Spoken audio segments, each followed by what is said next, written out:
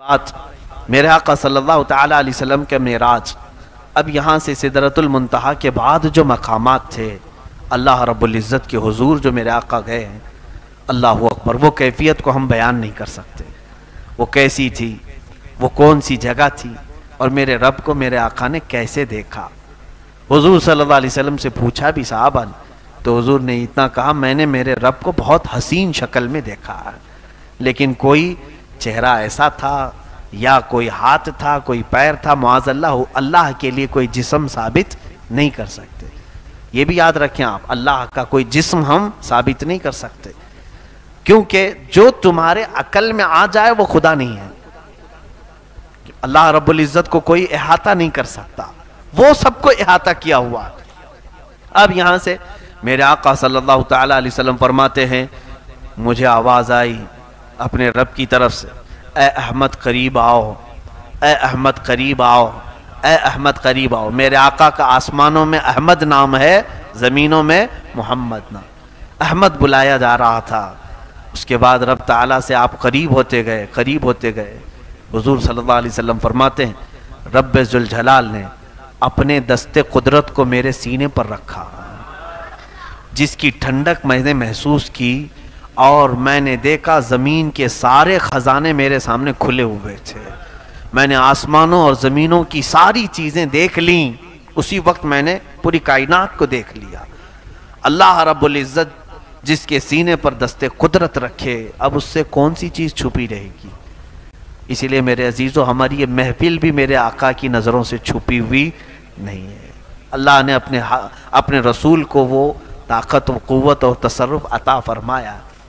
اب اندازہ کریں، حضور پاک صلی اللہ علیہ وسلم فرماتے ہیں، اب جو راز و نیاز کی باتیں ہوئیں اللہ اور اس کے محبوب کے درمیان، اس کی ساری تفصیلات تو ہیں نہیں۔ اللہ تبارک تعالیٰ نے اپنے نبی سے کیا باتیں فرمائی، بہت ساری باتیں تھیں، لیکن جو امت کے لیے تھی وہ اہم باتیں تھیں۔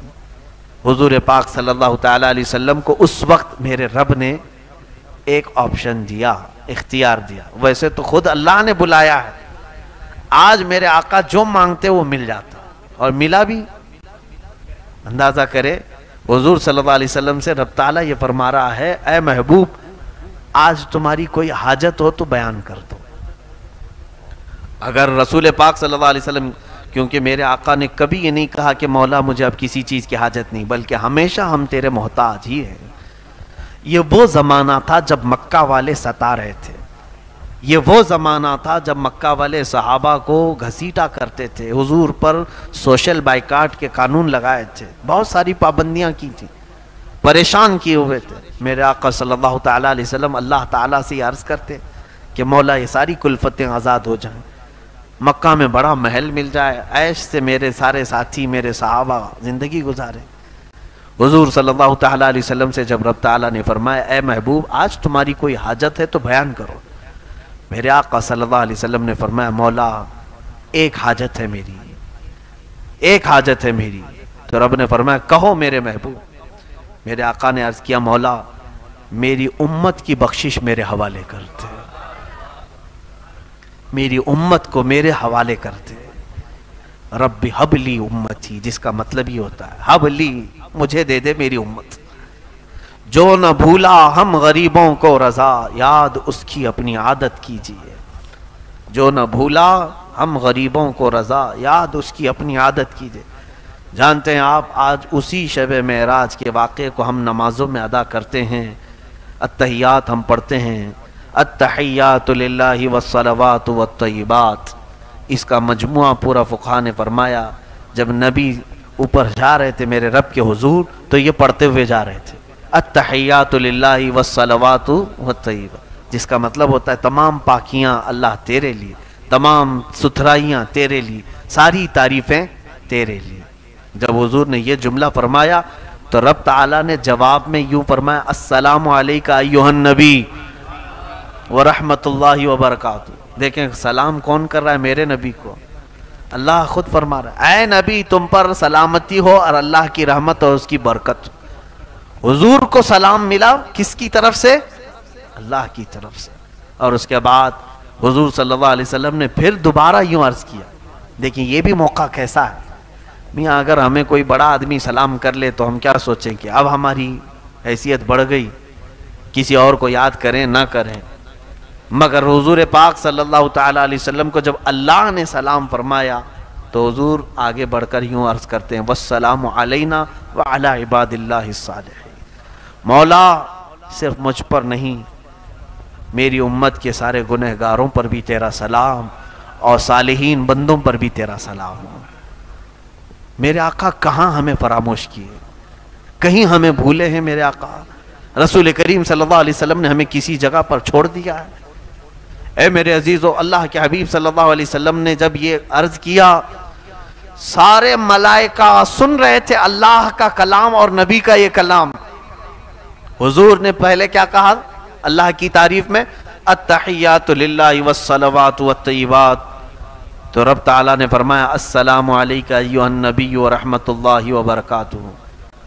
اور میرے آقا نے پھر کہا والسلام علینا وعلی عباد اللہ الصالحین. تو یہ دونوں کے کلمے سننے کے بعد فرشتوں نے کہا اشہد ان لا الہ الا اللہ واشہد ان محمدًا عبدہ ورسولہ. ہم گواہی دیتے ہیں کہ اللہ کے سوا کوئی معبود نہیں، اور ہم گواہی دیتے ہیں کہ محمد صلی اللہ علیہ وسلم اللہ کے بندے اور اس کے رسول ہیں. یہ اگر کوئی اتحیات کا اتنا ٹکڑا بھی پڑھ لے تو اسے معراج سمجھ میں آ جائے گی. معراج کا سفر اس کے اندر.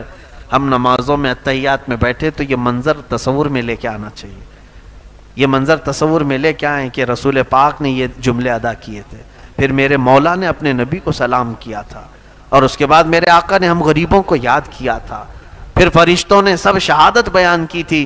ہم بھی کیوں نہ فرشتوں کی شہادت بیان کریں؟ میرے عزیزو، رسول پاک صلی اللہ تعالیٰ علیہ وسلم جب وہاں سے چلنے لگے تو رب تبارک و تعالیٰ سے آپ نے ایک سوال کیا، مولا مجھے تو نے انعام میں یہاں تک بلایا. دیکھیں کہاں کہاں حضور پاک ہمارا خیال فرماتے ہیں کہ سب یہاں تک آ نہیں سکیں گے، سب تیرے دربار تک یہاں تک نہیں پہنچ سکیں گے. میں جاؤں گا تو میری امت مجھ سے بار بار تیرے بارے میں پوچھے گی، اور وہ پوچھیں گے کہ یا رسول پاک آپ تو پہنچ گئے، ہم کیسے جا سکیں گے؟ اے اللہ میں اپنی امت کو کیا بتاؤں؟ توجہ، رب تعالیٰ نے فرمایا اے محبوب میں ایک تحفہ تمہاری امت کو دیتا ہوں، اگر وہ اس پر عمل کرے گی تو ہر سجدے میں انہیں معراج ہوگی. وہ ہے نماز کا تحفہ.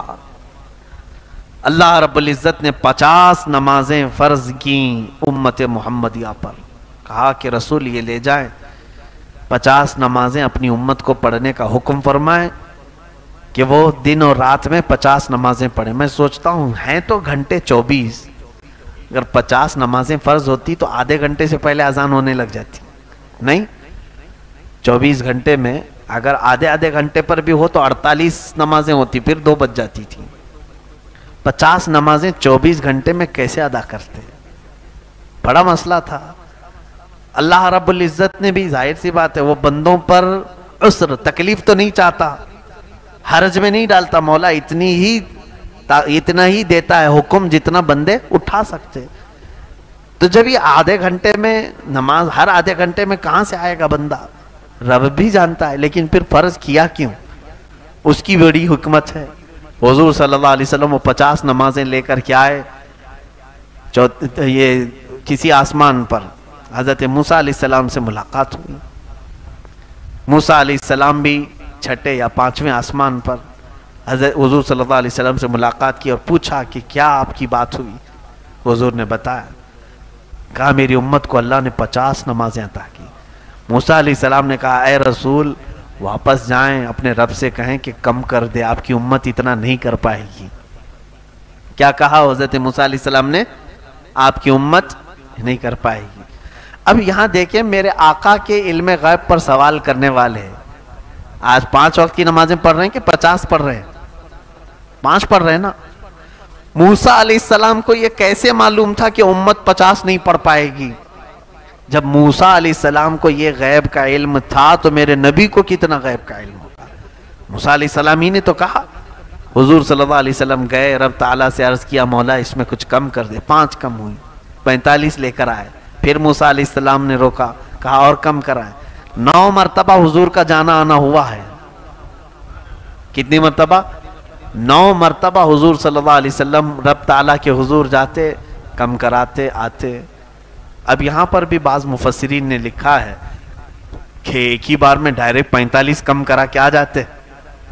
اللہ کو بھی معلوم ہے جب حضور صلی اللہ تعالیٰ علیہ وسلم 5 لے کر کے آئے تھے، 45 گھٹ گئی، کتنی بچی؟ 5۔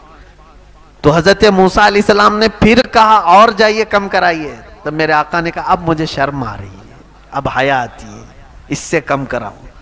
لیکن رب تعالیٰ نے یہ فرما دیا، اے محبوب آپ کی امت یہ اگر 5 ہی پڑھے تو میں 50 کا ثواب دوں گا، 50 کا پورا ثواب دوں گا۔ یہ 5 میں وہ 50 نمازوں کا پورا ثواب ہے جو پہلے ہمیں فرض کی گئی تھی۔ اب یہاں پر مفسرین فرماتے ہیں ایک ساتھ کم کروا سکتے تھے، جا کر کے سیدھے کہتے 45 کم کر دے، 5 رکھ جائیں گے۔ موسیٰ علیہ السلام بھی ڈائریکٹ یہ کیوں نہیں کہے اتنی کم کرا کے لے کے آ جائیے ڈائریکٹ؟ تو فرمایا موسیٰ علیہ السلام وہ تجلی جو کوہ طور پر دیکھ نہیں سکے تھے، جو ہلکی سی تجلی دیکھ کر غش کھا کر گر گئے تھے، موسیٰ علیہ السلام وہ رب ذوالجلال کی تجلیاں میرے مصطفیٰ کی آنکھوں میں دیکھ رہے تھے، میرے نبی کی آنکھوں میں دیکھ رہے تھے۔ آنکھوں میں آنکھیں ڈال کر کے مولا کو دیکھ کر آنے والی آنکھیں کیسی ہیں؟ تو اس لیے جب میرے آقا حضور صلی اللہ علیہ وسلم رب تعالیٰ کے حضور سے واپس آتے، وہ آنکھوں میں تازہ جمال و جلال میرے رب ذوالجلال کا، موسیٰ علیہ السلام توجہ سے دیکھتے اور پھر کہتے جائیے آپ۔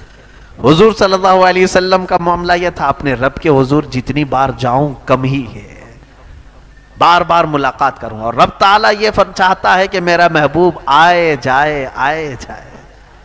حضور صلی اللہ تعالیٰ علیہ وسلم اخیر میں یہ تحفہ لے کر تشریف لائے معراج کے اس سفر میں۔ میرے عزیزو، یہ سفر یوں ہی کمپلیٹ نہیں ہوتا،